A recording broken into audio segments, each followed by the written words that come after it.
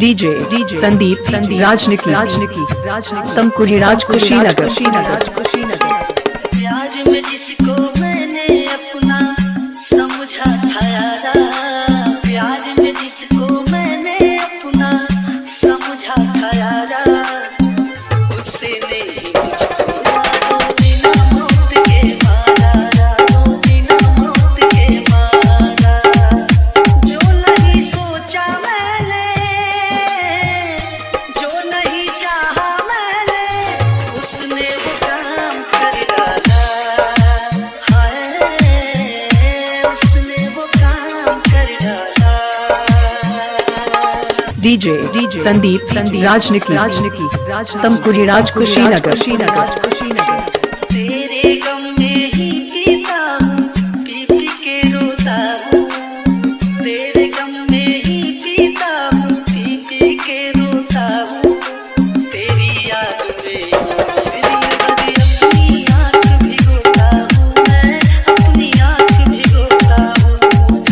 मेरी चाहत को तूने, मेरी चाहत को तूने यूं ही नीलाम कर डाला।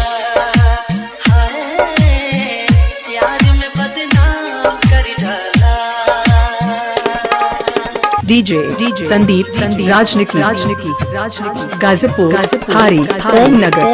उसने वादे सारे टूटे, दिल भी मेरा टूटा। कसमें वादे सारे टूटे, दिल भी मेरा टूटा। जिस दिन से ठुकराया तूने, मेरा नसीबा रूठा। रब्बा मेरा नसीबा रूठा। मुझे खाक देने की,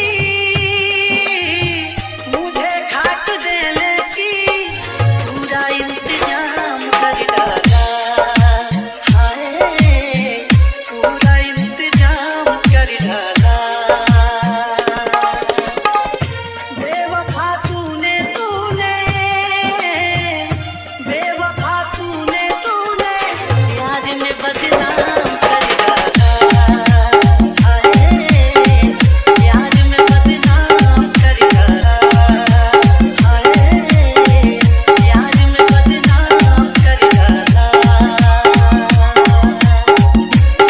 मोबाइल नंबर 95 010 51 335।